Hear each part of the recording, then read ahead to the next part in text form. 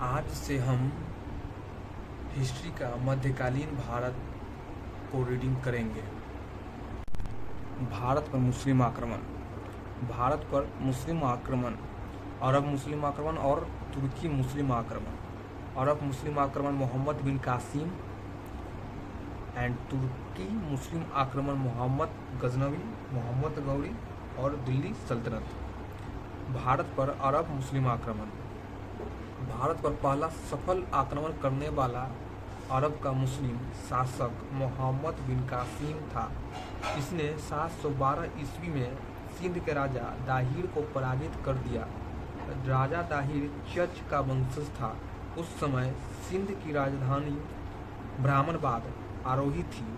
अरबों की सिंध विजय का प्रमाण फारसी ग्रंथ चचनामा या फिर फहतनामा नामक ग्रंथ में मिलता है, जिसकी रचना अली अहमद ने किया। इस पुस्तक की अरबी भाषा में रचना अबू मुआसिर ने किया। इसका भारत पर आक्रमण करने का उद्देश्य धन दौलत लूटना और इस्लाम धर्म का प्रचार प्रसार करना था, न कि राज्य का विस्तार का।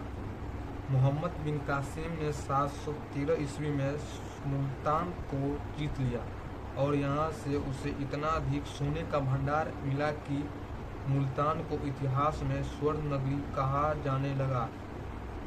इसने जीते हुए क्षेत्र की राजधानी अल मंसूरा को बनाया। मोहम्मद बिन कासिम के आक्रमण के फलस्वरूप अरबी संस्कृति को भारतीयों ने और कुछ भारतीयों ने संस्कृति को अरबवासियों ने अपनाया। अरब और हिंदू संस्कृति के मिश्रण के परिणाम स्वरूप अरबवासियों ने भारत से खगोल शास्त्र, अंकगणित, चिकित्सा शास्त्र और दर्शन के क्षेत्र में बहुत कुछ सीखा और इसका प्रचार प्रसार पूरे यूरोप में किया। सर्वप्रथम अरबवासियों ने भारतीयों को हिंदू कहकर संबोधित किया और इस देश का नाम हिंदुस्तान कहा था। अरब आक्रमण के फलस्वरूप भारत में पर्दा प्रथा का तीव्र गति से विकास हुआ। इसके साथ ही जजिया, ज़कात और खराज नामक कर के बारे में जानकारी प्राप्त हुआ। मोहम्मद बिन कासिम ने भारत में सर्वप्रथम जजिया कर लगाया। जजिया कर गैर मुसलमानों से लिया जाने वाला एक प्रकार का सुरक्षात्मक कर था। मोहम्मद बिन कासिम ने जजिया कर से 5 लोगों को मुक्त रखा: बच्चा, बूढ़ा, ब्राह्मण, विकलांग और औरत। फिरोज शाह तुगलक ने ब्राह्मणों पर भी जजिया कर लगा दिया। मुगल बादशाह अकबर ने 1564 ईस्वी में जजिया कर समाप्त कर दिया।